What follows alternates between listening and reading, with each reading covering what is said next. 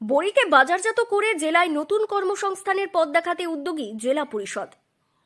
পূর্ব মেদিনীপুর জেলায় বড়িকে বাজারজাত করে নতুন কর্মসংস্থানের পথ দেখাতে উদ্যোগী হল পূর্ব মেদিনীপুর জেলা পরিষদ।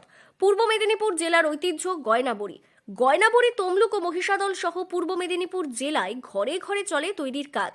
পূর্ব মেদিনীপুরের ঐতিহ্যশালী এই গয়না বড়ি খেতে ভালোবাসতেন বিশ্বকবি রবীন্দ্রনাথ ঠাকুর, সত্যজিৎ রায় সহ বিশিষ্ট ব্যক্তিবর্গেরা। আবার এই গয়না বড়ি জাতীয় কংগ্রেসের অধিবেশনে উল্লিখিত হয়েছে। আছে যে গয়না বড়িটা পুরোপুরি একেবারে আনঅর্গানাইজ, সবার বাড়িতে বাড়িতে হয়, কিন্তু সেটা মার্কেটিং সেই অর্থে করা হয়নি। তো সেই কারণে আমাদের পূর্ব মেদিনীপুর জেলা পরিষদ এখান থেকে একটা ঠিক করেছেন যে ওনারা এটাকে যাতে আরো ভালো করে মার্কেটিং করা যায়। বিউলির ডালকে জলে ভিজিয়ে বেটে পোস্ত বা তিলের ওপর দেওয়া হয় গহনা বড়ি। প্রজন্মের পর প্রজন্ম এই বড়িতে মজে তমলুক ও মহিষাদলের মানুষেরা।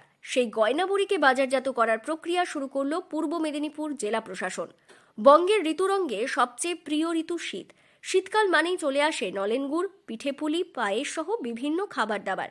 সেই খাদ্য তালিকায় বড়ির স্থান ওপরের দিকেই। আর তা যদি হয় গহনা বড়ি, তাহলে তো আর কথাই নেই। এই বড়ির সঙ্গে পূর্ব মেদিনীপুরের মানুষের ভালোবাসা ওতপ্রোতভাবে জড়িত। সাধারণত অঘ্রাণ মাস থেকেই বাড়িতে বাড়িতে লেগে থাকে এই উৎসব।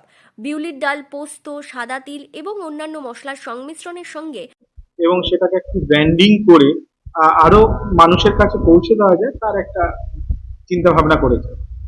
কি চলছে আমরা চেষ্টা করছি এটা এটা একটা ফ্যাসাই লাইসেন্স নিয়ে নেওয়া, এবং পরবর্তীকালে যদি জিআই ট্যাগ পাওয়া যায় সেটাও আমরা চেষ্টা করব। এবং এখন যেটা চেষ্টা হচ্ছে ওটা প্যাকেজিং এবং ব্র্যান্ডিং। কারণ মেয়েদের সুদক্ষ হাতের কারুকার্যের নিদর্শন হলো এই গয়না বড়ি। বছরের পর বছর পেরিয়েও বর্তমান প্রজন্মের রন্ধ্রে রন্ধ্রে রয়েছে সেই কারুকার্যের ছাপ। এই শিল্পজাত সৌন্দর্যময় বড়িকে প্যাকেজিং করে বাজারজাত করার কাজ শুরু করেছে জেলা পরিষদ। এ বিষয়ে পূর্ব মেদিনীপুর জেলার অতিরিক্ত জেলাশাসক জেলা পরিষদ মানস কুমার মণ্ডল জানান, পূর্ব মেদিনীপুর জেলায় ঘরে ঘরে বড়ি তৈরি হয়।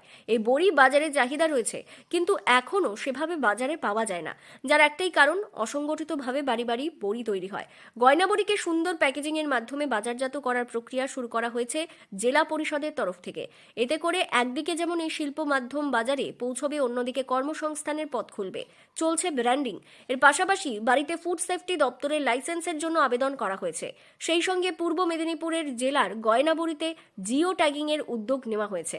প্রসঙ্গত, বাঙালির খাদ্য তালিকায় গয়না বড়ি আলাদা জায়গা করে নিয়েছে, কিন্তু শীতকাল ছাড়াই বড়ি সাধারণত পাওয়া যায় না। আর এই বড়ি মূলত তৈরি হয় পূর্ব মেদিনীপুর জেলা জুড়ে।